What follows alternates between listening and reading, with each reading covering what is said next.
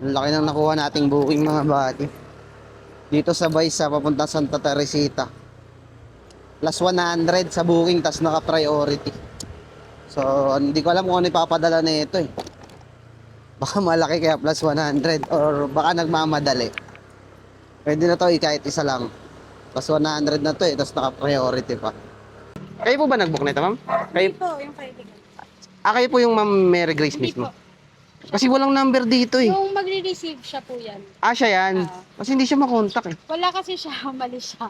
So, may pagbibigyan kasi siya nito. So, kung nasaan siya, dadalhin ko. Ah, si Ma'am ang pagdadalan ko mismo. Si Ma'am Mary Grace. Kaso hindi ko siya makontak. Paano kaya ito mamaya? Busy. Tut, tut, tut, tut, tut. Baka may kausap lang. Ah, siguro. Okay, ma'am. No problem. Aglit lang po ah.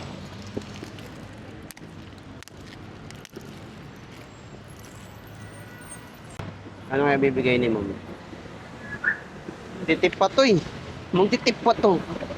Ramdam ko magtitip pa to. Manalangin tayo. Manalangin tayo. Manalangin na magtip eh. No?